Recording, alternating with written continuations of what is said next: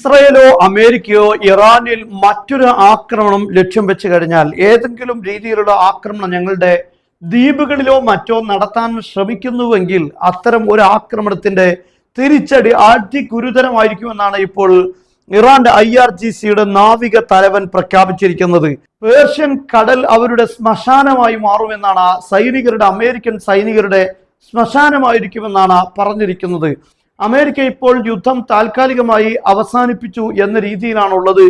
എന്നാൽ ഒരു ഭാഗത്ത് ഇസ്രായേൽ ഇറാനെതിരെ ആക്രമണം നടത്താനുള്ള നീക്കങ്ങൾ നടത്തുന്നു, അതിന്റെ പദ്ധതികൾ ആവിഷ്കരിക്കുന്നു. അമേരിക്ക ഇല്ലാതെ തന്നെ ആക്രമിക്കും എന്ന രൂപത്തിലുള്ള വാർത്തകൾ വരുന്നു.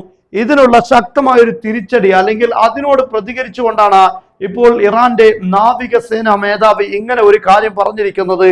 അത്തരത്തിലുള്ള ഒരു നീക്കത്തിനുള്ള തിരിച്ചടി അധികം മാരകമായിരിക്കും, ഗുരുതരമായിരിക്കും എന്നാണ് അദ്ദേഹം പറയുന്നത്. അതിനിടയിൽ നമ്മുടെ പ്രേക്ഷകരായ പല ആളുകൾക്കും ഉപകാരപ്പെടാവുന്ന ഒരു പ്രധാനപ്പെട്ട ഒരു കാര്യം ഓർമ്മപ്പെടുത്തുകയാണ്.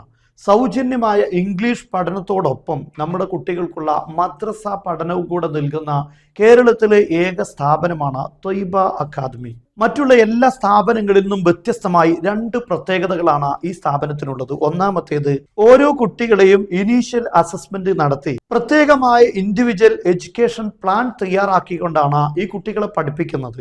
മദ്രസയിലേക്ക് തന്നെ പലപ്പോഴും എൻക്വയറി നടത്തുന്ന സമയത്ത് ചില കുട്ടികൾക്ക് ഖുർആൻ ഓതാൻ അറിയില്ല, വായിക്കാൻ അറിയുന്നില്ല, ക്ലാസ് 4ലോ 5ലോ എത്തിയിട്ടുണ്ട് എന്നൊക്കെ പരാതിപ്പെടുന്ന പല ആളുകളുണ്ട്.